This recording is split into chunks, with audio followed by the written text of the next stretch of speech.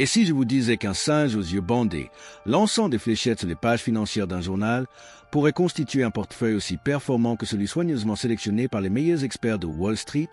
Et si le flot incessant de conseils boursiers, de graphiques sophistiqués et de prévisions assurées des gourous des marchés n'était rien de plus que du bruit, une danse aléatoire et imprévisible de chiffres, sans aucun schéma identifiable? C'est sans aucun doute l'une des idées les plus controversées et les plus dérangeantes de toute la finance. Elle suggère que l'industrie colossale de la gestion active repose sur une illusion, que le temps et l'énergie consacrés à dénicher la prochaine action vedette ou à anticiper le prochain krach sont, en réalité, gaspillés. Mais si cette idée radicale était aussi la vérité la plus libératrice qu'un investisseur puisse apprendre, et si accepter le caractère aléatoire des marchés était la clé pour se libérer de l'anxiété, des erreurs coûteuses et de toute la machine de Wall Street, il y eut un homme, un brillant économiste de l'université de Princeton, qui appliqua toute la rigueur académique à cette question et arriva à une conclusion qui secoua le monde financier jusque dans ses fondations. Bienvenue sur Capitura. Aujourd'hui, nous entreprenons un voyage à travers l'un des guides d'investissement les plus importants, les plus influents et les plus complets jamais écrits. Nous plongeons, dans un format audio immersif, au cœur du chef-d'œuvre de Burton Malkiel, A Random Walk Down Wall Street. Ce livre n'est pas seulement l'exposé d'une théorie. C'est une éducation complète sur l'histoire des marchés, la psychologie des investisseurs et une stratégie pratique, fondée sur les preuves, pour bâtir une richesse durable. Restez avec nous, car la sagesse de cet ouvrage peut vous offrir une boussole puissante et inébranlable dans le chaos de la finance moderne. Introduction. Le guide d'un professeur pour battre Wall Street en refusant d'en jouer le jeu. Burton Malkiel n'est pas un titan classique de Wall Street. C'est un professeur d'économie éminent à l'université de Princeton, ancien doyen de la Yale School of Management et membre du Conseil des conseillers économiques. C'est un universitaire, un scientifique, qui aborde les marchés non pas avec l'instinct d'un trader, mais avec le scepticisme d'un économiste et une obsession rigoureuse pour les données et les preuves. Son livre, publié pour la première fois en 1973 et régulièrement mis à jour depuis pour rester pertinent, est le fruit d'une vie entière de recherche autour d'une question simple mais fondamentale. Est-il possible de battre le marché boursier de manière constante? Sa réponse, célèbre et controversée, est la théorie de la marche aléatoire. Selon cette théorie, à court terme, les mouvements des cours boursiers sont totalement imprévisibles. Ils suivent une marche aléatoire. L'évolution du prix de demain n'est pas plus prévisible qu'un lancer de pièces. Pourquoi? Parce que dans un marché raisonnablement efficient, toute l'information disponible est déjà intégrée dans le prix actuel. Seule une information nouvelle et par nature imprévisible peut faire bouger les prix, et l'imprévisible ne peut pas être anticipé. Cela signifie que toute tentative de détecter des schémas dans les prix passés, analyse technique, ou de repérer des actions sous-évaluées à partir d'informations publiques, analyse fondamentale, est, statistiquement, un jeu perdant. Cette idée était et reste une véritable hérésie pour l'establishment de Wall Street qui vit de la promesse de la sélection experte de titres et du market timing. Mais l'argument de Malkiel, soutenu par des décennies de recherche académique, est d'une puissance dévastatrice. Pourquoi cette théorie est-elle aujourd'hui plus pertinente que jamais, à l'ère des actions mêmes, des crypto-monnaies et des traders sur Robinhood? Parce que le marché moderne est devenu une version ultra accélérée du chaos même que Malkiel décrivait.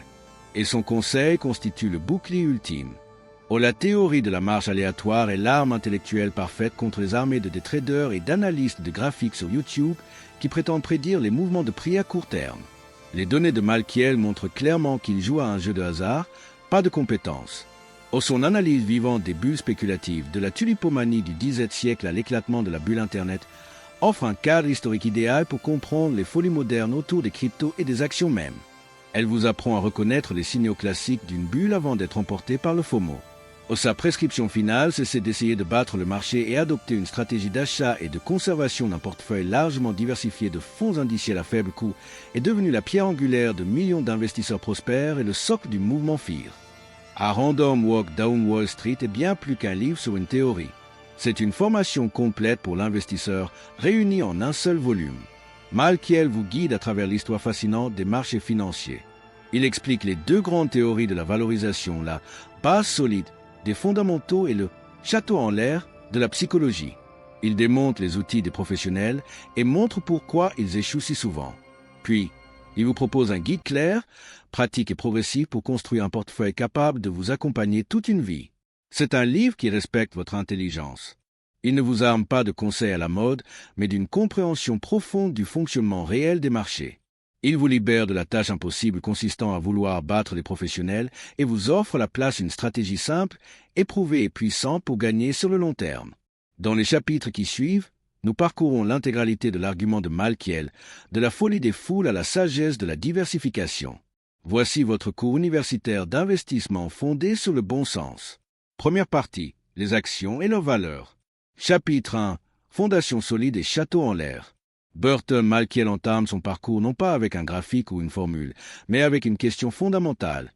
Quelle est la véritable valeur d'une action? Il explique qu'au fil de l'histoire, deux grandes théories opposées ont tenté de répondre à cette question, la théorie des fondations solides et la théorie du château en l'air.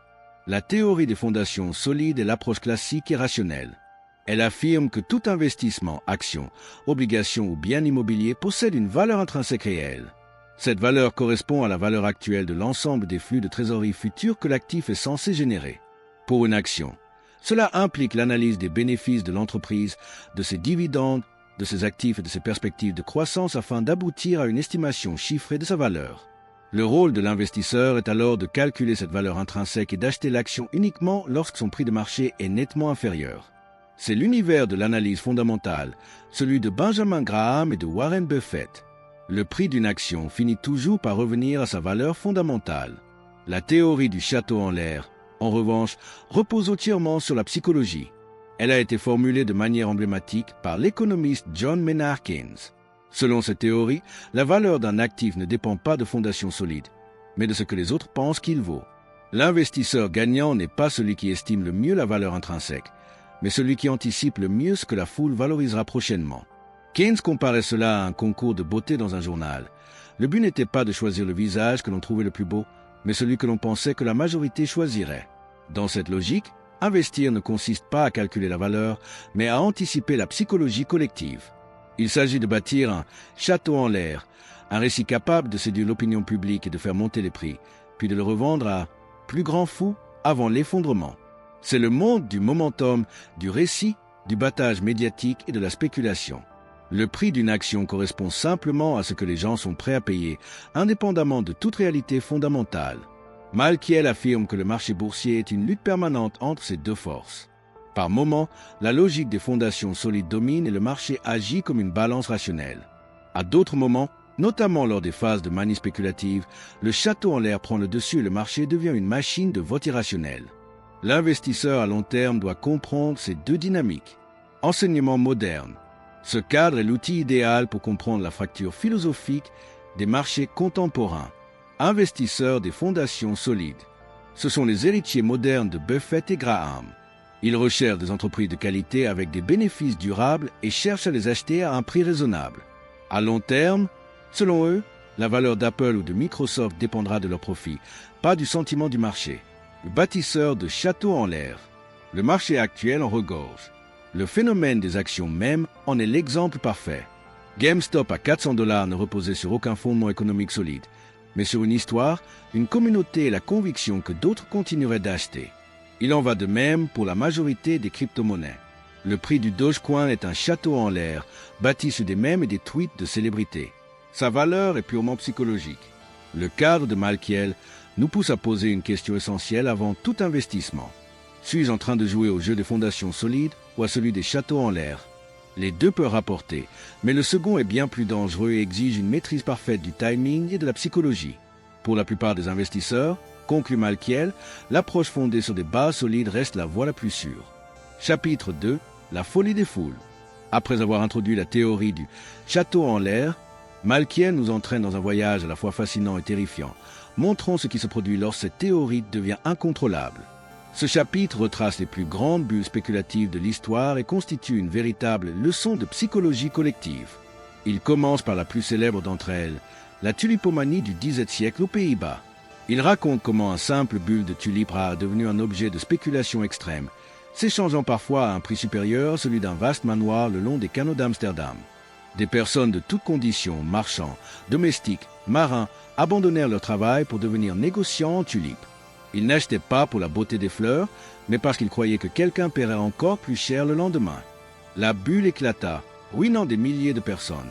Malkiel évoque ensuite la bulle de la Compagnie des mers du Sud en Angleterre. Fondée sur des promesses exagérées, elle provoqua une frénésie spéculative massive. Même Isaac Newton y perdit une fortune. Il en tire les caractéristiques universelles des bulles, narration séduisante, crédit facile, afflux d'investisseurs inexpérimentés et abandon total de toute logique de valorisation. Ce chapitre agit comme une mise en garde intemporelle contre l'avidité et le mimétisme humain. Chapitre 3. La valorisation des actions des années 60 aux années 90. Après avoir exposé les dangers de la spéculation pure, Malkiel revient à la théorie des fondations solides. Ce chapitre constitue à la fois un guide pratique des méthodes classiques de valorisation fondamentale des actions et une analyse historique de l'évolution des tendances de valorisation au fil du temps. Il commence par expliquer les outils essentiels utilisés par les analystes fondamentaux pour estimer la valeur intrinsèque d'une action. Le plus important d'entre eux est le modèle des flux de trésorerie actualisés, plus connu sous le nom de DCF. Même si les calculs peuvent paraître complexes, le principe est simple. La valeur d'une entreprise correspond à la somme de tous les flux de trésorerie qu'elle devrait générer pour ses actionnaires à l'avenir, ramenés à leur valeur actuelle. Malkiel identifie ensuite 4 règles fondamentales qui déterminent la valeur intrinsèque d'une entreprise. Le taux de croissance attendu des bénéfices et des dividendes. Plus une entreprise est censée croître rapidement, plus sa valeur est élevée. Le niveau des dividendes versés. Plus une entreprise redistribue de liquidités à ses actionnaires, plus elle est attractive. Le degré de risque. Une entreprise stable et prévisible vaut davantage qu'une entreprise risquée et volatile. Ce facteur se reflète dans le taux d'actualisation utilisé dans le modèle DCF. Le niveau des taux d'intérêt sur le marché. Lorsque les taux sont bas, les flux de trésorerie futurs valent davantage, ce qui pousse les cours boursiers à la hausse. À l'inverse, lorsque les taux montent, les actions ont tendance à baisser. Malkiel retrace ensuite l'histoire des marchés financiers dans la seconde moitié du XX siècle. Il décrit les Go-Go 60s, une période marquée par une obsession pour les actions de croissance où les investisseurs étaient prêts à payer presque n'importe quel prix pour des entreprises en forte expansion. Cette euphorie a donné naissance à la célèbre bulle des Nifty 50, composée de grandes entreprises considérées comme infaillibles. Les années 1970 ont ensuite vu ces valorisations excessives s'effondrer brutalement. Cette période illustre parfaitement le fait que même l'approche des fondations solides peut être déformée par l'optimisme excessif des investisseurs. On peut facilement surpayer une entreprise, même excellente, lorsque les attentes de croissance deviennent irréalistes. Ce chapitre propose une vision équilibrée et lucide de l'analyse fondamentale. Malkiel y croit fermement, mais reste réaliste. Nos prévisions sur l'avenir sont toujours imparfaites, et les marchés peuvent ignorer les fondamentaux pendant de longues périodes. Enseignement moderne. Les principes de la valorisation fondamentale sont intemporels et restent pleinement applicables aujourd'hui. L'impact des taux d'intérêt. L'année 2022 a offert une démonstration parfaite de la 4e règle de Malkiel. Pendant plus d'une décennie, les taux d'intérêt proches de zéro ont soutenu des valorisations très élevées, notamment dans la technologie. Lorsque les banques centrales ont relevé les taux de manière agressive, la valeur des bénéfices futurs a été fortement révisée à la baisse, entraînant des chutes brutales des cours. L'écho des Nifty 50. Le marché haussier des années 2010 a créé une nouvelle version des Nifty 50 avec les actions Fund. Elles étaient perçues comme des investissements à décision unique, à conserver indéfiniment. Le marché baissier de 2022, en particulier pour Meta et Netflix, a rappelé une vérité fondamentale. Aucune action n'est une bonne affaire à n'importe quel prix. L'investissement gare. Le cadre de Malkiel conduit naturellement à une approche de type Grossat à Reasonable Price, proche de celle popularisée par Peter Lynch. Il s'agit de rechercher des entreprises à fort potentiel de croissance, tout en restant discipliné sur le prix payé. Ce chapitre fournit la boîte à outils fondamentale pour réfléchir à la valeur réelle d'une action. Il ancre l'investisseur dans la réalité économique des entreprises et le protège contre les récits purement émotionnels et spéculatifs des châteaux en l'air. Chapitre 4. La marche aléatoire et l'hypothèse des marchés efficients. Nous arrivons au cœur intellectuel de l'ouvrage. Malkiel y présente formellement la théorie de la marche aléatoire et l'hypothèse des marchés efficients. Il explique qu'un prix boursier suit une succession de mouvements indépendants et imprévisibles. Le passé ne permet pas de prévoir l'avenir. Dans un marché concurrentiel, toute information publique est instantanément intégrée au prix. Ainsi, seule une information nouvelle et imprévisible peut influencer les cours. Toute tentative de battre le marché avec des données anciennes est vouée à l'échec. Malkiel distingue 3 formes d'efficience, faible, semi-forte et forte. Les preuves empiriques soutiennent largement les 2 premières. Enseignement moderne. Ces idées constituent le fondement intellectuel de l'investissement indiciel. Pour l'investisseur moyen, accepter la marge aléatoire est la stratégie la plus rationnelle. Français deuxième partie. Comment les professionnels jouent le jeu. Chapitre 5. L'analyse technique et la théorie de la marge aléatoire. Après avoir posé les bases intellectuelles de la marge aléatoire et de l'efficience des marchés, Burton Malkiel utilise désormais ces concepts comme une véritable arme analytique. Dans ce chapitre, il s'attaque frontalement à l'une des méthodes les plus populaires et les plus séduisantes du monde de l'investissement, l'analyse technique, aussi appelée chartisme. C'est ici que Malkiel confronte directement la promesse vendue par d'innombrables professionnels et amateurs, l'idée que l'on peut battre le marché simplement en étudiant des graphiques. La philosophie du chartiste. Malkiel commence par exposer la logique fondamentale de l'analyse technique. Selon cette approche, toute l'information fondamentale concernant une entreprise, bénéfices, perspectives, risques, nouvelles, est déjà intégrée dans le prix de l'action. Par conséquent, analyser les comptes d'une entreprise serait inutile. La seule chose qui compterait réellement serait le mouvement du prix lui-même. Les chartistes étudient donc les graphiques des cours passés à la recherche de tendances, de motifs récurrents et de signaux censés annoncer les mouvements futurs. Leur maxime la plus célèbre résume parfaitement cette vision. La tendance est votre ami. Ils partent du principe que les prix évoluent selon des tendances identifiables et que, lorsqu'une tendance est bien établie, elle a de fortes chances de se poursuivre. L'objectif est alors simple, repérer le début d'une tendance, y entrer rapidement, et en sortir avant qu'elle ne s'inverse. L'univers des graphiques et des signaux. Malkiel décrit avec un certain amusement et beaucoup de distance critique l'univers riche, coloré et parfois presque mystique de l'analyse technique. Il passe en revue plusieurs de ses outils les plus emblématiques, les niveaux de support et de résistance. L'idée qu'un cours a tendance à rebondir sur certains niveaux de prix, comme s'il existait des planchers invisibles, supports ou des plafonds psychologiques résistance. Les figures chartistes, des formations célèbres comme elles, épaule-tête-épaule, censées annoncer un sommet de marché, ou la tasse à vacances, supposée signaler une future envolée des prix. Les moyennes mobiles.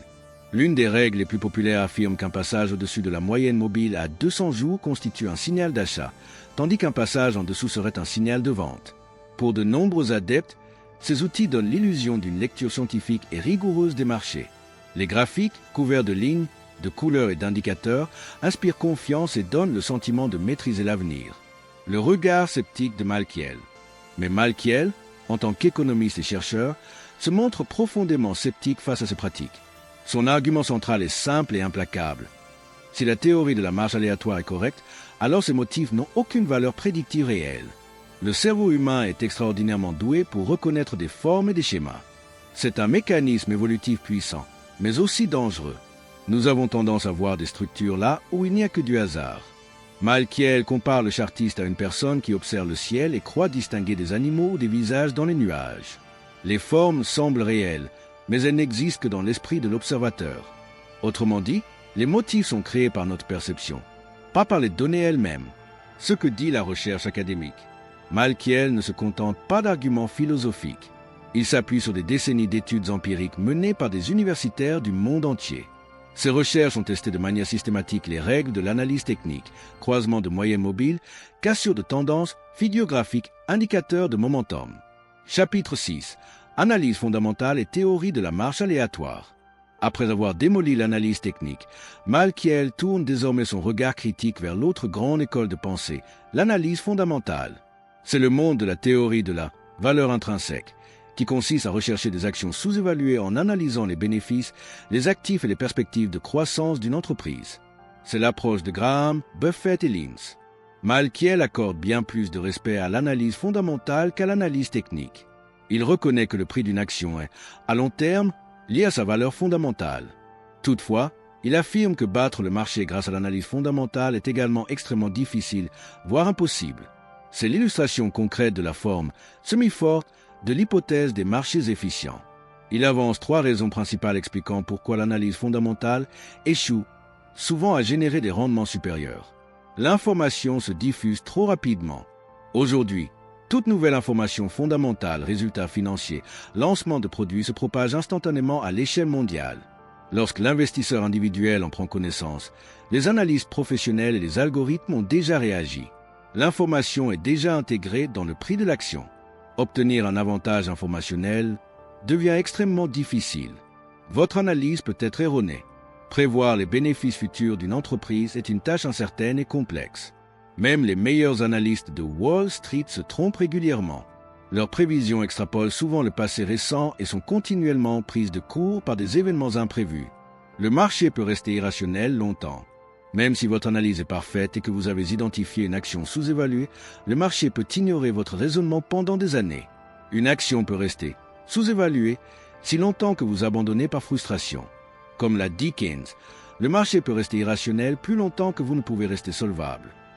Malkiel conclut que l'analyse fondamentale est un excellent outil pour comprendre une entreprise, mais qu'elle n'est pas fiable pour battre le marché. La concurrence est trop intense, l'avenir trop incertain et le marché trop imprévisible. Les marchés efficients éliminent la plupart des opportunités avant que l'investisseur moyen ne puisse agir. Perspective moderne. Les défis décrits par Malkiel se sont encore accentués à l'ère moderne. La course à l'information. La vitesse de l'information se mesure désormais en microsecondes. Les sociétés de trading haute fréquence installent leurs serveurs à proximité immédiate des bourses pour gagner quelques millisecondes.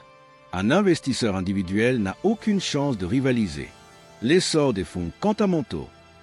Les hedge funds modernes combinent analyse fondamentale approfondie et puissance de l'intelligence artificielle. Ils analysent des images satellites, scrutent les réseaux sociaux et construisent des modèles extrêmement complexes.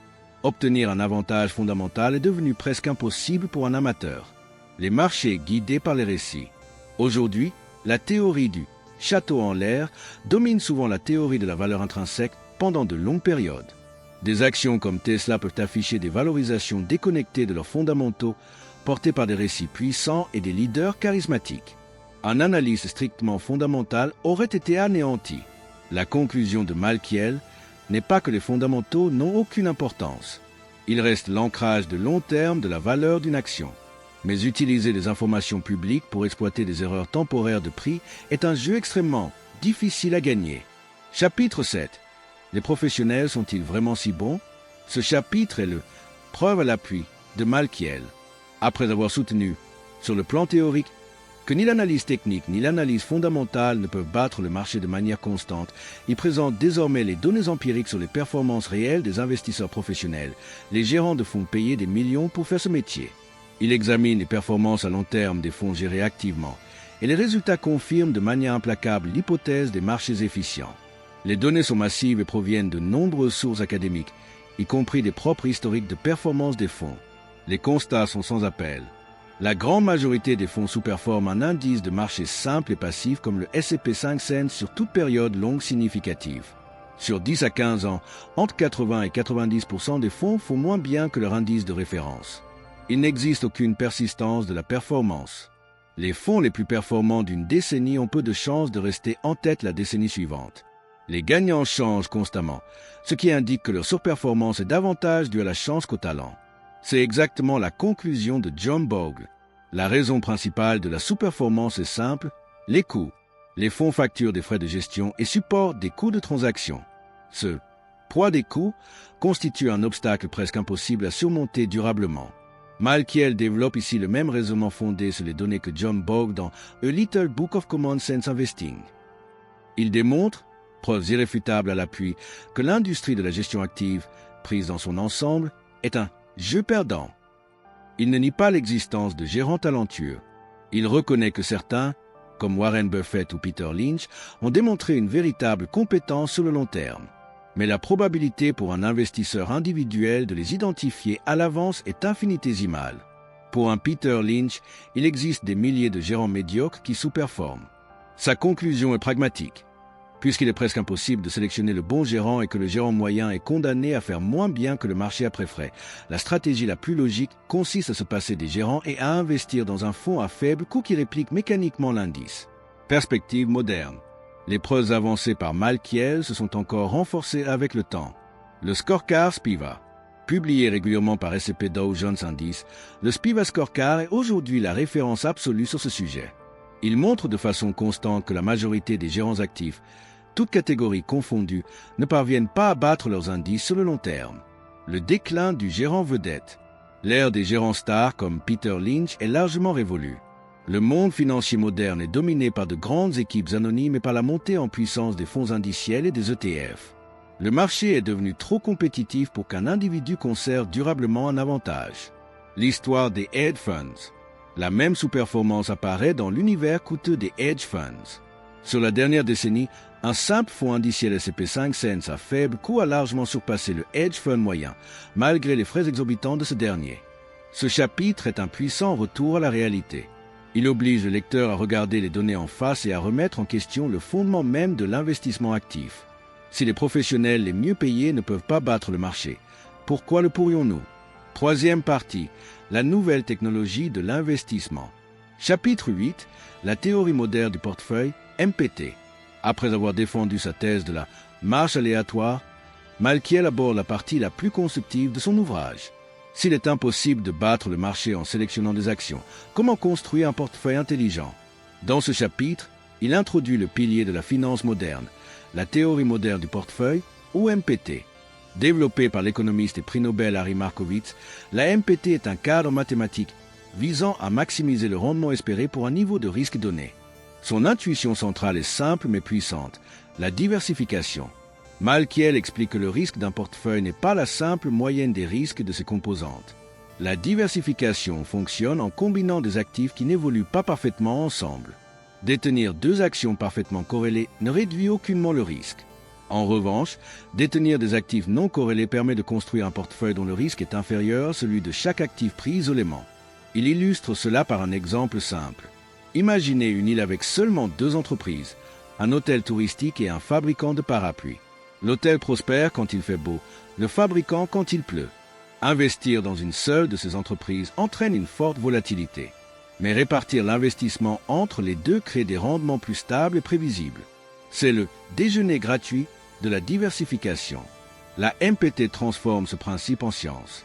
En combinant différentes classes d'actifs, actions américaines, internationales, obligations, immobilier, il est possible de construire un portefeuille offrant un meilleur rendement ajusté au risque. L'objectif est d'atteindre la frontière efficiente, où chaque niveau de risque correspond au rendement maximal possible. Le message essentiel est clair. L'investisseur ne doit pas considérer ses placements individuellement, mais comme un ensemble cohérent. Le but n'est pas de trouver la meilleure action, mais de construire le meilleur portefeuille diversifié. Perspective moderne. La MPT constitue le socle intellectuel de l'allocation d'actifs et de la planification financière contemporaine. Le portefeuille Boved a 3 fonds. Ce portefeuille composé d'actions américaines, internationales et d'obligations est une application directe de la MPT. Ces actifs ne sont pas parfaitement corrélés et offrent une diversification robuste. Les robo-advisors, des plateformes comme Betterm et Wealthfront reposent entièrement sur la MPT.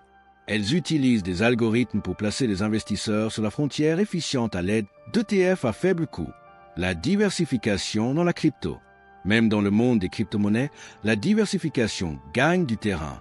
Certains investisseurs choisissent de répartir leurs fonds entre Bitcoin, Ethereum et d'autres altcoins afin de réduire les risques. Ce chapitre apporte la justification scientifique du conseil bien connu de ne pas mettre tous ses œufs dans le même panier. Il constitue la base d'une stratégie d'investissement solide et durable. Chapitre 9. Risque et rendement. Après avoir posé les bases de la diversification avec la théorie moderne du portefeuille, Burton Malkiel aborde dans ce chapitre une question centrale de toute décision d'investissement. Quelle est la relation réelle entre le risque et le rendement? C'est ici qu'il introduit l'un des modèles les plus influents de la finance moderne, le CAPM, ou modèle d'évaluation des actifs financiers. Ce chapitre marque une étape importante car il permet de clarifier une confusion très répandue. Beaucoup d'investisseurs pensent que prendre plus de risques garantit automatiquement un rendement plus élevé. Malkiel montre que cette idée est incomplète, voire trompeuse. Tous les risques ne sont pas rémunérés de la même manière. Deux types de risques, deux réalités très différentes. Malkiel commence par distinguer deux catégories fondamentales de risques sur les marchés boursiers. Le premier est le risque diversifiable, également appelé risque spécifique. Il s'agit du risque propre à une entreprise individuelle, une mauvaise décision de la direction, l'échec d'un produit, un scandale, un problème juridique ou une catastrophe industrielle. Ces événements peuvent avoir un impact majeur sur le cours d'une action donnée.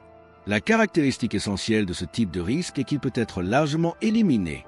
En détenant un portefeuille suffisamment diversifié, composé de nombreuses entreprises issues de secteurs différents, l'impact d'un événement négatif isolé est dilué. Une mauvaise nouvelle pour une entreprise est souvent compensée par une bonne nouvelle pour une autre. Autrement dit, Le risque spécifique est un risque évitable. Le second type de risque est le risque systématique ou risque de marché. Ce risque est inhérent au marché dans son ensemble. Il provient de facteurs macroéconomiques qui affectent toutes les entreprises simultanément. Récession, crise financière, guerre, pandémie, changement majeur de politique monétaire ou hausse brutale des taux d'intérêt. Contrairement au risque spécifique, le risque systématique ne peut pas être éliminé, quelle que soit la diversification du portefeuille. Même si vous détenez des centaines d'actions réparties dans le monde entier, vous restez exposé aux fluctuations globales du marché. Cette distinction est essentielle car elle conduit directement à l'idée centrale du chapitre. Le CAP met la notion de bêta. Pour formaliser cette relation entre risque et rendement, le CAP introduit un concept clé, le bêta. Le bêta mesure la sensibilité d'un actif au mouvement du marché dans son ensemble. Il indique dans quelle mesure le prix d'un actif tend à fluctuer par rapport au marché global. Par définition, le marché a un bêta de 1. Cela signifie que si le marché monte ou baisse de 1%, un portefeuille représentant l'ensemble du marché suivra ce mouvement. Un actif avec un bêta supérieur à 1 est plus volatile que le marché. Par exemple, une action avec un bêta de 1,5 aura tendance à monter d'environ 1,5% lorsque le marché gagne 1%, mais aussi à chuter plus fortement lorsque le marché baisse. Ces actifs offrent un potentiel de rendement plus élevé, mais au prix de fluctuations plus importantes. À l'inverse, un actif avec un bêta inférieur à 1 est considéré comme plus défensif. Il évolue moins violemment que le marché. En période de hausse, il progresse généralement moins, mais en période de baisse, il résiste mieux. Ces actifs apportent de la stabilité, mais avec un potentiel de rendement plus modéré. Le bêta devient ainsi un outil central pour comprendre quel type de risque un investisseur accepte réellement. Le principe fondamental, seul le risque non diversifiable est rémunéré. La conclusion essentielle du CAP est à la fois simple et profondément contre-intuitive. Le marché ne rémunère que le risque systématique, c'est-à-dire le risque qui ne peut pas être diversifié. Prendre davantage de risques spécifiques en concentrant son portefeuille sur quelques actions individuelles n'augmente pas le rendement espéré. Cela augmente seulement la probabilité d'un résultat extrême, positif ou négatif, sans compensation statistique. En d'autres termes, un investisseur qui concentre son capital sur une poignée d'actions prend un risque supplémentaire sans espérer un rendement supérieur en moyenne. Ce risque est qualifié de non rémunéré. À l'inverse, accepter une exposition plus importante au marché dans son ensemble, par exemple en détenant davantage d'actions plutôt que d'obligations, augmente le rendement espéré à long terme, car le risque de marché, lui, rémunéré. Cette idée renforce puissamment l'argument en faveur de la diversification. Diversifier permet d'éliminer les risques inutiles et de ne conserver que ceux pour lesquels le marché offre une compensation. La conclusion de Malkiel. Malkiel résume ce chapitre par une recommandation claire et pragmatique. Éliminez d'abord les risques non rémunérés, puis choisissez consciemment le niveau de risque de marché que vous êtes prêt à assumer. En pratique, cela signifie construire un portefeuille bien diversifié pour neutraliser le risque spécifique, puis ajuster l'allocation entre actifs risqués et actifs défensifs en fonction de vos objectifs, de votre horizon de placement et de votre tolérance émotionnelle à la volatilité. Le risque n'est pas quelque chose à éviter à tout prix. C'est une variable à gérer consciemment. Perspective moderne. Aujourd'hui encore, le concept de bêta reste un indicateur standard utilisé par les investisseurs et facilement accessible sur les plateformes financières. Actifs à bêta élevé. Les valeurs technologiques et spéculatives sont généralement associées à des bêtas élevés. Des entreprises comme Tesla ou des actifs comme le Bitcoin amplifient souvent les mouvements du marché. Ils connaissent des hausses spectaculaires en période d'euphorie, mais aussi des chutes brutales lors des phases de stress. Détenir ces actifs revient à accepter une forte exposition au risque systématique. Actifs à bêta faible. À l'opposé, les entreprises défensives, souvent issues des secteurs de la consommation courante, de la santé ou des services publics, présentent des bêtas plus faibles. Elles évoluent plus lentement, mais offrent une meilleure résistance lors des crises. Elles constituent le socle stabilisateur de nombreux portefeuilles à long terme. Le Smart Beta.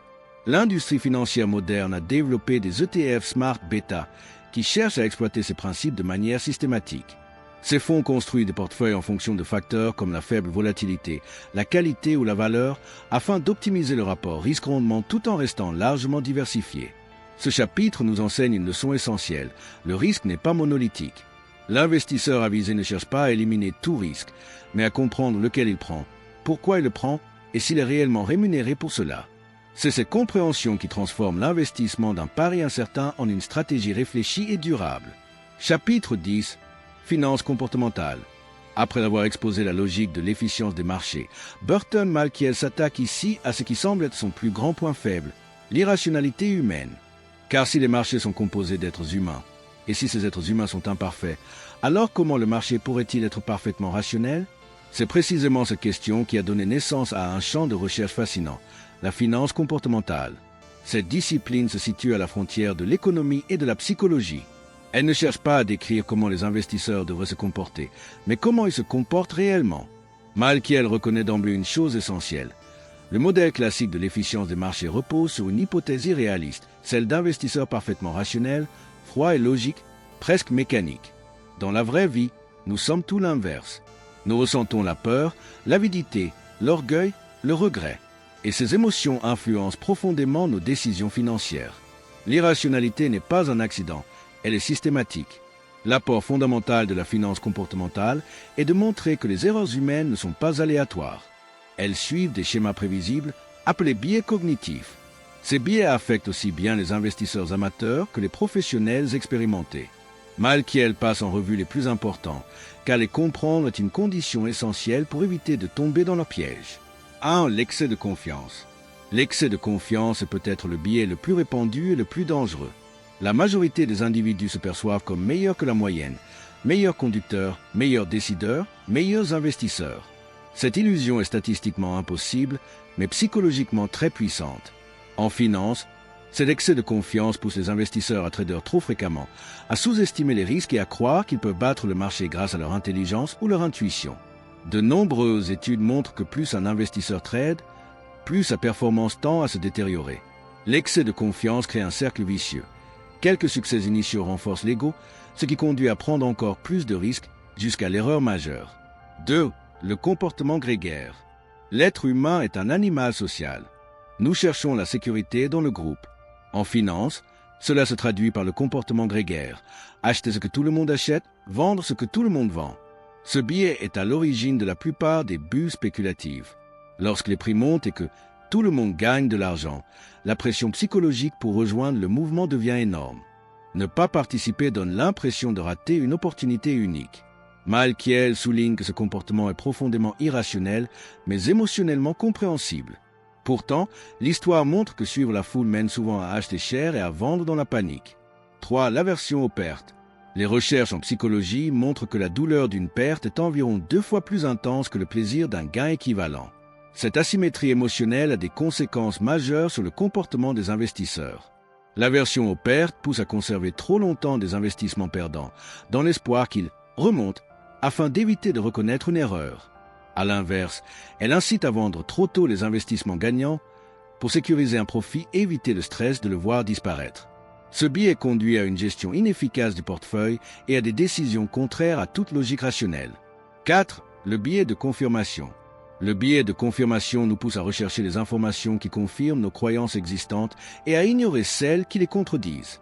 Un investisseur convaincu d'avoir trouvé une action exceptionnelle lira avidement les analyses positives et rejettera toute critique comme infondée ou malveillante.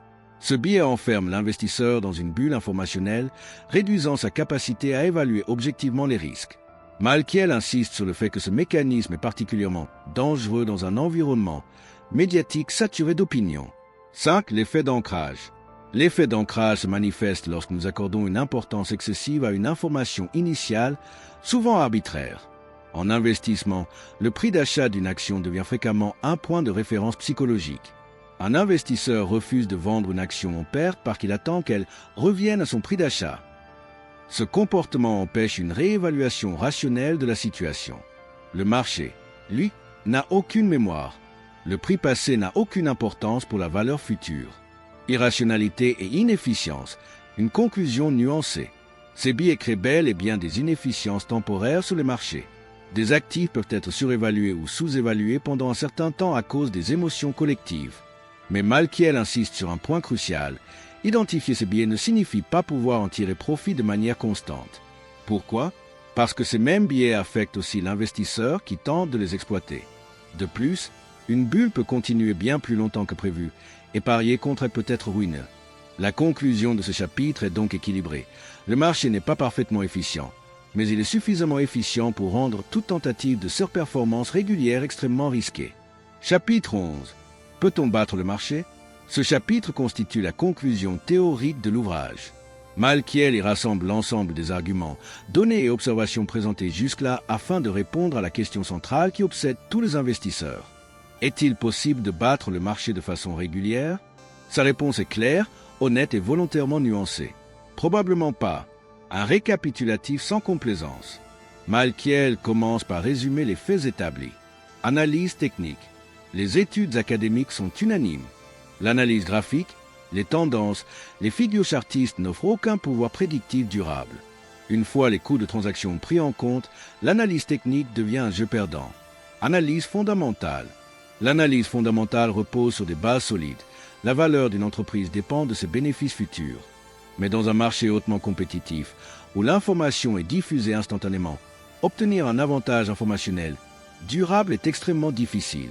Même les analystes professionnels, avec des ressources considérables, peinent à prévoir correctement les résultats futurs des entreprises, les performances des professionnels. Les données sont sans ambiguïté. Sur le long terme, la majorité des gérants professionnels sous-performent leur indice de référence, principalement à cause des frais, des coûts de transaction et de la concurrence intense. Et la finance comportementale dans tout cela? Malkiel revient alors sur les enseignements de la finance comportementale. Oui, le marché n'est pas parfaitement rationnel. Il existe des bulles, des anomalies et des périodes d'irrationalité manifestes. Mais la question essentielle n'est pas de savoir si ces inefficiences existent. La vraie question est, peut-on en tirer profit de manière constante et disciplinée?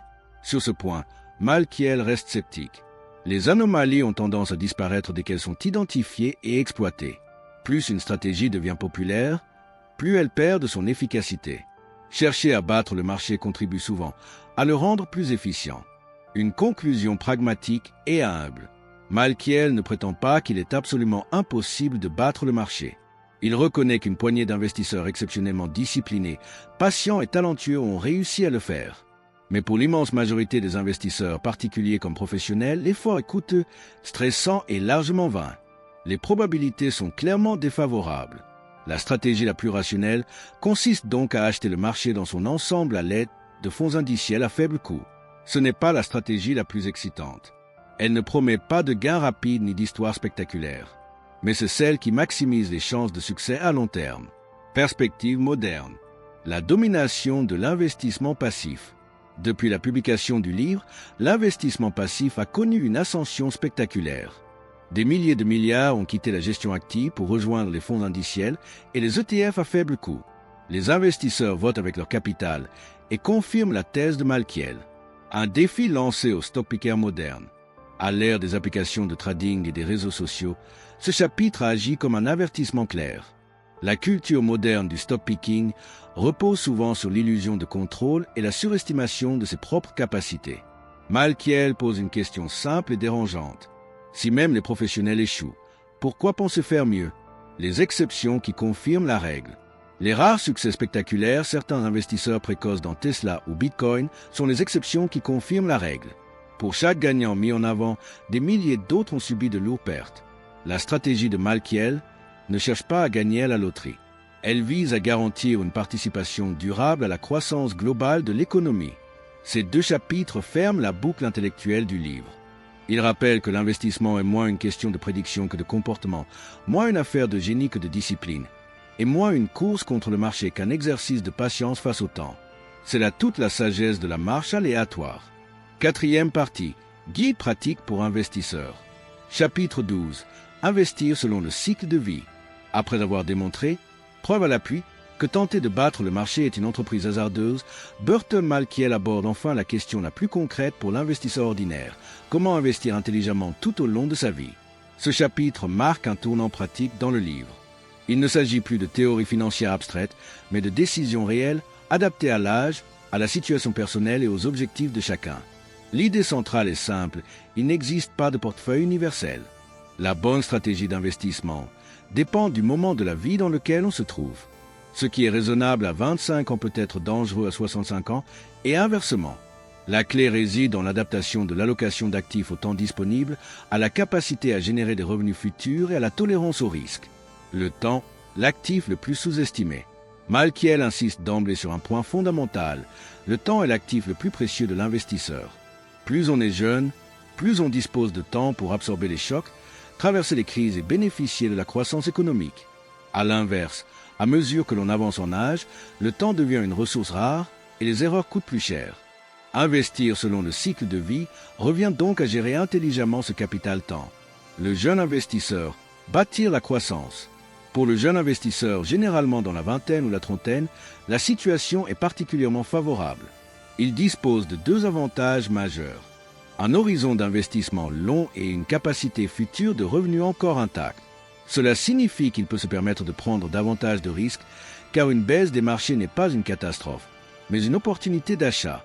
Les fluctuations à court terme importent que lorsque l'on investit pour plusieurs décennies. C'est pourquoi Malkiel recommande, à ce stade de la vie, une forte exposition aux actions. Un portefeuille composé majoritairement d'actions, souvent entre 80% et 90%, est cohérent avec cet horizon long. Les obligations, présentes à hauteur de 10% à 20%, jouent un rôle secondaire de stabilisation, mais ne constituent pas le moteur principal. Malkiel souligne un point souvent mal compris. Pour un jeune investisseur discipliné, les marchés baissiers sont bénéfiques. Ils permettent d'acheter plus de parts à prix réduit grâce aux investissements réguliers.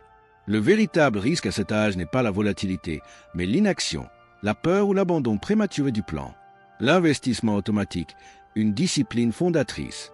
Dans cette phase de la vie, Malkiel insiste fortement sur la mise en place d'un investissement automatique. Verser chaque mois une somme fixe, indépendamment de l'état des marchés, permet de lisser les points d'entrée et d'éliminer l'émotion du processus. Ce mécanisme transforme l'investissement en habitude plutôt qu'en décision ponctuelle.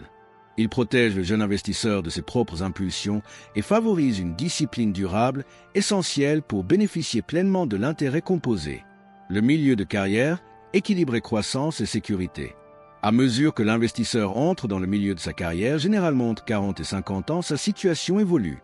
Le capital accumulé commence à devenir significatif et l'horizon d'investissement se raccourcit progressivement. Le portefeuille ne sert plus seulement à croître, mais aussi à protéger ce qui a déjà été construit. À ce stade, Malkiel recommande une approche plus équilibrée. L'objectif devient un compromis entre croissance et sécurité. Une allocation typique peut se situer autour de 60% d'actions et 40% d'obligations, ou éventuellement 70 centièmes, selon la tolérance au risque individuel. Les actions restent indispensables pour lutter contre l'inflation et continuer à faire croître le capital. Les obligations, en revanche, jouent un rôle de plus en plus important pour réduire la volatilité et amortir les chocs lors des crises de marché. Malkiel insiste sur le fait que cette transition doit être progressive. Il ne s'agit pas de changer brutalement de stratégie, mais d'ajuster lentement le niveau de risque à mesure que le temps disponible diminue. Le rééquilibrage annuel, vendre haut, acheter bas. Dans cette phase, le rééquilibrage annuel devient un outil essentiel. Avec le temps, certains actifs surperforment et prennent une place disproportionnée dans le portefeuille. Rééquilibrer consiste à ramener l'allocation aux niveaux cibles initiaux. Ce processus oblige l'investisseur à vendre une partie de ce qui a le mieux performé et à renforcer ce qui a sous-performé. Sans aucune prédiction, il applique mécaniquement l'un des principes les plus puissants de l'investissement: acheter à bas prix et vendre à prix élevé. Le retraité, préserver et générer des revenus. Une fois à la retraite, la priorité change radicalement. L'objectif principal n'est plus l'accumulation, mais la préservation du capital et la génération de revenus réguliers. À ce stade, l'investisseur ne dispose plus de revenus professionnels pour compenser une forte chute des marchés. Une perte importante au début de la retraite peut avoir des conséquences durables. C'est pourquoi Malkiel recommande une allocation nettement plus conservatrice. Un portefeuille type pour un retraité peut comprendre 40% d'actions et 60% d'obligations, voire davantage d'obligations selon la situation personnelle. Les actions conservent un rôle important pour protéger le pouvoir d'achat face à l'inflation, mais les obligations deviennent la pierre angulaire de la stabilité et du revenu. Malkiel rappelle qu'il n'existe pas de solution unique. Certains retraités peuvent tolérer davantage de risques, d'autres non. L'essentiel est que la stratégie soit alignée avec les besoins de revenus et la capacité émotionnelle à supporter la volatilité. La simplicité comme fil conducteur. Tout au long de ce chapitre, un thème revient constamment. La simplicité est un avantage stratégique. Un portefeuille simple est plus facile à comprendre, à gérer et à maintenir dans les moments difficiles. Plus la stratégie est complexe, plus le risque d'erreur comportementale augmente. Pour Malkiel, la meilleure stratégie est celle que l'investisseur peut suivre sans dévier, année après année. Chapitre 13. 3 grandes étapes à Wall Street. Après avoir expliqué comment adapter l'investissement au cycle de vie, Malkiel conclut avec un plan d'action clair et universel. Ce chapitre est conçu comme un guide de démarrage ultime pour toute personne souhaitant bâtir une sécurité financière durable. Première étape, épargner régulièrement. La première étape n'a rien à voir avec les marchés financiers. Elle concerne le comportement personnel. Sans épargne, il n'y a pas d'investissement possible. Malkiel insiste sur l'importance de commencer dès que possible, même avec des montants modestes. Ce qui compte n'est pas la somme initiale, mais la régularité. Épargner systématiquement crée une base solide et permet à l'intérêt composé de faire son œuvre sur le long terme. Il recommande également de constituer une réserve de liquidité destinée aux imprévus. Ce fonds de sécurité évite de devoir vendre des investissements à long terme dans de mauvaises conditions. Deuxième étape, utiliser les comptes fiscalement avantageux. La deuxième étape consiste à tirer pleinement parti des comptes d'investissement bénéficiant d'avantages fiscaux. La fiscalité peut réduire considérablement les rendements nets sur le long terme. À l'inverse, l'utilisation intelligente de comptes fiscalement protégés peut ajouter des années de croissance au portefeuille. Malkiel encourage les investisseurs à contribuer au maximum à ces dispositifs, en particulier lorsqu'un employeur propose des abondements. Ignorer ces avantages revient à renoncer à un rendement garanti. Troisième étape, choisir des fonds indiciels simples. La troisième étape synthétise toute la philosophie du livre. Pour l'essentiel du portefeuille, Malkiel recommande des fonds indiciels simples, larges et à faible coût. Il ne s'agit pas de sélectionner des actions individuelles, ni de prévoir les tendances futures. Il s'agit de posséder le marché dans son ensemble et de laisser la croissance économique mondiale agir sur le long terme. Cette approche réduit les coûts, diminue les erreurs comportementales et maximise la probabilité de réussite à long terme. Le message final. Malkiel conclut avec un message à la fois rassurant et exigeant. Il n'est pas nécessaire d'être un expert pour réussir financièrement. Il n'est pas nécessaire de comprendre chaque détail technique ou de suivre les marchés quotidiennement. Ce qui est nécessaire, en revanche, c'est la discipline, la capacité à épargner régulièrement, la patience pour rester investi et l'humilité d'accepter que la simplicité fonctionne mieux que la sophistication. Ces 2 chapitres forment le cœur pratique du livre. Ils traduisent toute la théorie en actions concrètes, accessibles à tous. Ils rappellent que la sécurité financière n'est pas une question de talent exceptionnel, mais de constance appliquée sur le long terme. Chapitre 14. Une marche aléatoire à Wall Street et à travers le monde. Dans ce chapitre, Burton Malkiel élargit encore le champ de sa réflexion. Jusqu'ici, l'essentiel de l'analyse s'est concentré sur le fonctionnement des marchés financiers au sein d'un même pays, principalement les États-Unis. Mais Malkiel affirme qu'à l'ère de la mondialisation, penser l'investissement uniquement à l'échelle nationale est devenu insuffisant, voire risqué. Il développe alors un argument solide, méthodique et profondément rationnel en faveur de l'investissement international. Le biais domestique, un réflexe naturel mais coûteux. Malkiel commence par identifier un comportement très répandu chez les investisseurs, le biais domestique. La plupart des individus investissent majoritairement, voire exclusivement, dans les entreprises de leur pays d'origine. Cette préférence n'est pas toujours consciente. Elle s'explique par la familiarité, la langue, les médias locaux et une illusion de contrôle. Pourtant, ce confort psychologique a un prix. Le marché boursier américain, aussi puissant et développé soit-il, ne représente qu'environ la moitié de la capitalisation boursière mondiale. Cela signifie que se limiter aux actions américaines revient à ignorer près de 50% des opportunités offertes par l'économie mondiale. L'Europe, l'Asie et les marchés émergents regroupent des milliers d'entreprises leaders dans des secteurs clés. Industrie, luxe, énergie, finance, technologie, infrastructure ou consommation. En s'en privant, l'investisseur concentre inutilement son risque sur une seule zone géographique. Un monde, mais des cycles économiques différents. Un autre pilier du raisonnement de Malkiel repose sur un constat simple. Les économies du monde n'évoluent pas toutes au même rythme. Chaque région traverse ses propres cycles, influencés par des facteurs spécifiques. Démographie, politique monétaire, innovation, stabilité politique ou encore dynamique industrielle. Il peut arriver que l'économie japonaise soit en phase d'expansion pendant que l'économie américaine ralentit. L'Europe peut connaître une période de stagnation, tandis que certains pays émergents affichent une croissance rapide. Ces décalages font que les marchés boursiers mondiaux ne sont pas parfaitement corrélés. Et c'est précisément cette absence de corrélation parfaite qui crée une opportunité pour l'investisseur. La théorie moderne du portefeuille à l'échelle mondiale. Malkiel applique ici la logique de la théorie moderne du portefeuille à une dimension globale. En combinant des actifs dont les évolutions ne sont pas synchronisées, il est possible de réduire la volatilité globale du portefeuille sans sacrifier le rendement attendu. L'objectif de l'investissement international n'est pas nécessairement de maximiser la performance à court terme, mais d'améliorer le profil risque-rendement sur le long terme. Un portefeuille mondialement diversifié tend à connaître des fluctuations moins extrêmes qu'un portefeuille concentré sur un seul pays. Cette stabilité accrue n'est pas seulement bénéfique sur le plan mathématique. Elle joue aussi un rôle psychologique crucial. Un investisseur confronté à des variations moins violentes est plus susceptible de rester investi et de ne pas céder à la panique lors des crises. Quelle part allouer à l'international? Malkiel ne propose pas de règle absolue, mais il avance une fourchette raisonnable. Pour la majorité des investisseurs, il recommande d'allouer entre 20% et 40% de la partie action du portefeuille aux marchés internationaux. Cette proportion permet de bénéficier de la croissance mondiale tout en évitant une surexposition à des risques spécifiques, qu'ils soient économiques, politiques ou monétaires. Le pourcentage exact dépendra du profil de risque, de l'âge et des objectifs de chacun. L'essentiel n'est pas le chiffre précis, mais le principe, ne pas se limiter à son marché domestique. Pourquoi éviter la sélection d'actions étrangères? Malkiel reconnaît que l'investissement international peut sembler complexe. Sélectionner des actions étrangères implique de comprendre des normes comptables différentes, des cadres réglementaires parfois opaques et des environnements politiques incertains. Le risque d'erreur est élevé, même pour des investisseurs expérimentés.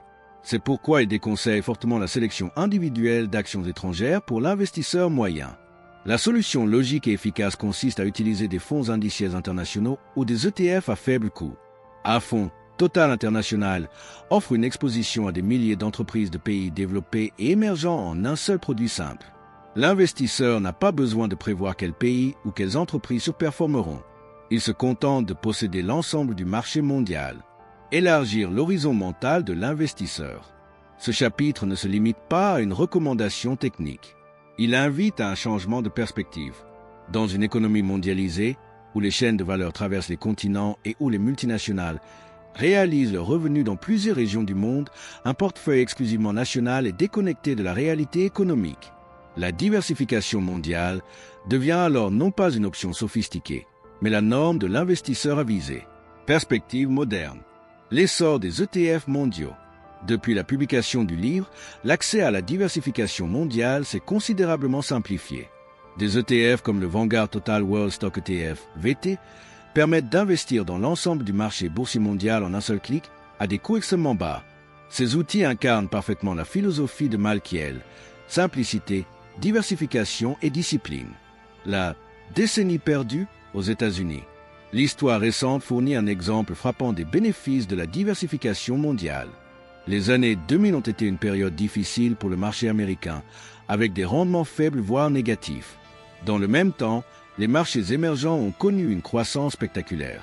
Un portefeuille mondialement diversifié aurait nettement mieux performé qu'un portefeuille concentré uniquement sur les actions américaines. Cet épisode rappelle qu'aucun pays ne domine éternellement. Le portefeuille Boglehead moderne. Le portefeuille Boglehead, directement inspiré des idées de Malkiel et de John Bogle, repose sur cette diversification globale. Il combine généralement un fonds d'actions américaines comme VTI et un fonds d'actions internationales comme Vexus.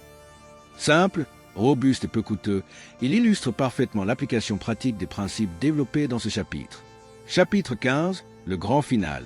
Dans ce dernier chapitre, Burton Malkiel rassemble l'ensemble de ses idées en une stratégie cohérente, accessible et applicable par tous. Après avoir démonté les illusions du stock picking et du market timing, après avoir expliqué la puissance de la diversification et de la discipline, il livre un plan clair pour construire une sécurité financière durable. Il décrit cette approche comme un guide évident vers la réussite financière, non pas parce qu'elle promet des gains spectaculaires, mais parce qu'elle repose sur le bon sens et l'expérience. Les bases avant tout. Malkiel commence par rappeler que l'investissement ne peut réussir sans fondation solide. Il insiste sur 4 piliers essentiels. Épargner régulièrement, car on ne peut investir que ce que l'on met de côté. Constituer une réserve de sécurité, afin de ne jamais être contraint de vendre ses investissements au mauvais moment.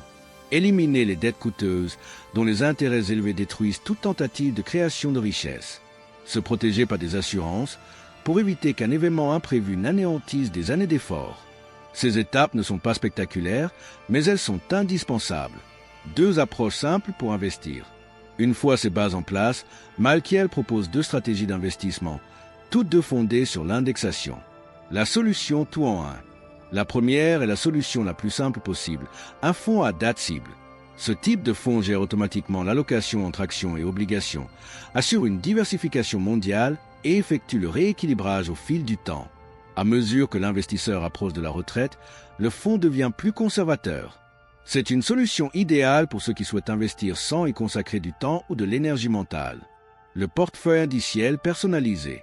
Pour les investisseurs qui souhaitent un peu plus de contrôle, Malkiel propose un portefeuille indiciel simple composé de à fonds actions américaines, à fonds actions internationales, à fonds obligataires et éventuellement un fonds immobilier. Cette approche reste simple, transparente et peu coûteuse, tout en offrant une grande flexibilité. Le conseil comportemental final. Le dernier conseil de Malkiel est sans doute le plus important. Investir, puis ne plus toucher. Ignorer le bruit, résister à la tentation d'agir, ne pas consulter son portefeuille en permanence. La réussite financière ne dépend pas de décisions brillantes répétées, mais de la capacité à tenir le cap sur plusieurs décennies. Un message universel. Le livre se conclut sur un message profondément optimiste. La sécurité financière n'est pas réservée à une élite.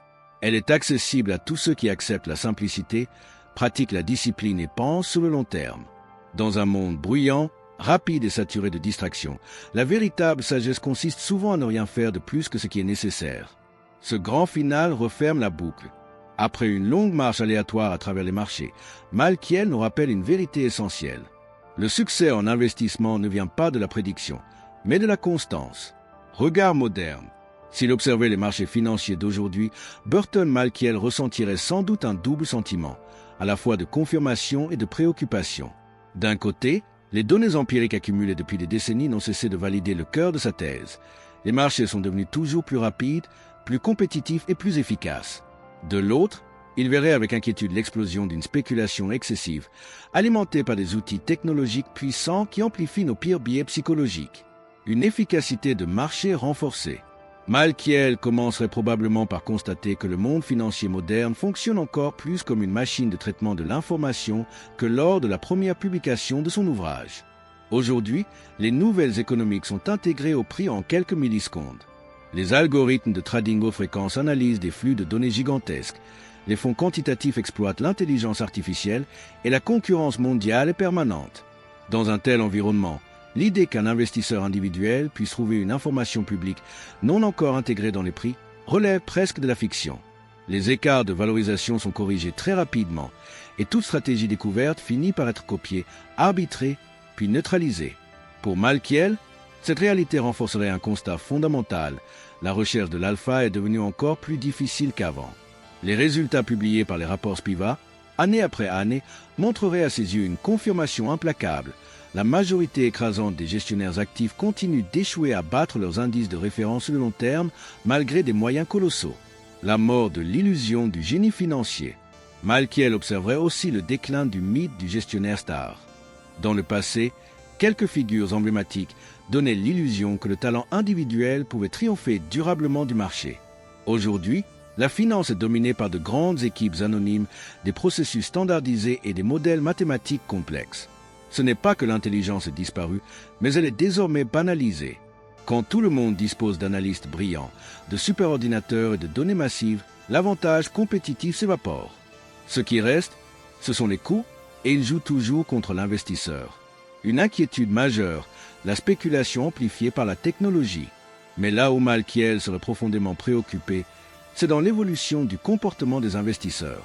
Les applications de trading sans commission, les réseaux sociaux financiers et les marchés ouverts 24h24 ont créé un environnement parfait pour la spéculation émotionnelle. Il verrait dans des phénomènes comme les meme stocks, les bulles cryptographiques ou certaines frénésies autour d'ETF thématiques une version moderne et accélérée de ce qu'il appelait déjà les châteaux en l'air. La différence, aujourd'hui, c'est la vitesse et l'ampleur. Les plateformes sont conçues pour capter l'attention, déclencher des réactions immédiates et encourager l'action permanente. Les notifications, les graphiques en temps réel et la validation sociale transforment l'investissement en un jeu psychologique dangereux. Pour Malkiel, ce serait la plus grande expérience de finance comportementale jamais menée à l'échelle mondiale. Indexation, triomphe et déformation. Il verrait néanmoins avec satisfaction que l'indexation à faible coût est devenue une stratégie dominante pour des millions d'investisseurs. Les ETF mondiaux, simples et peu coûteux, incarnent exactement la philosophie qu'ils défendent depuis des décennies. Mais cette victoire serait teintée d'une inquiétude. La prolifération d'ETF étroits, sectoriels, thématiques ou à effet de levier. À ses yeux, ces produits détournent l'idée originale de l'indexation. Ils encouragent le timing, la spéculation et la concentration, transformant une stratégie conçue pour réduire le risque en un outil de pari sophistiqué. Conclusion moderne. Dans un monde conçu pour te distraire, pour te pousser à agir sans cesse, la simplicité est ton arme la plus puissante.